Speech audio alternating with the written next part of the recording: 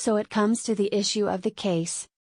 Does the termination of the contract between the HHS and Philips resemble a lawful termination? The reasoning is going to reply the follow three questions. First, did a valid contract come into existence between the HHS and Philips in April 2020?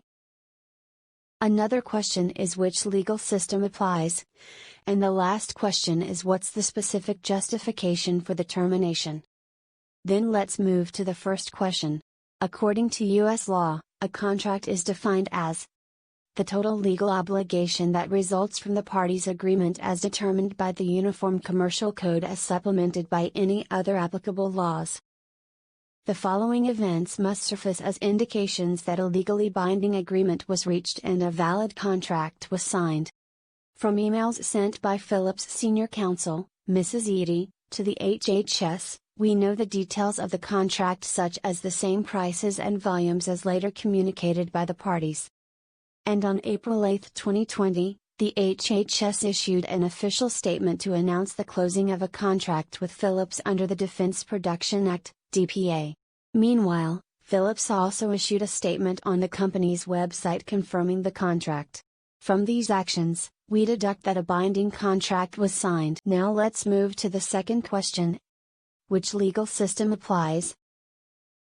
Since Philips is a Dutch company, one could assume that Dutch law or internationally established principles like antitrust might be applicable. However, one party is the United States Department of Health and Human Services and the other party is Philips North America Incorporated. They both are US-based parties. Including additionally that the contract is based on the DPA, a US law, we come to the conclusion that US law shall be applicable in this under US law and according to the contract. Philips is bound to produce 43,000 ventilators until December 2020. And the HHS is bound to pay the agreed upon price. If either party fails to complete the obligations, they face liabilities in front of a court. However, a contract can be modified or terminated if agreed by the parties or for causes provided by the applicable legal system. And one justification of terminations of contracts is the non-performance of a contract partner, for example, one party not delivering to the agreed extent. To the point of the termination, Philips had delivered in full accordance with the contractual obligations.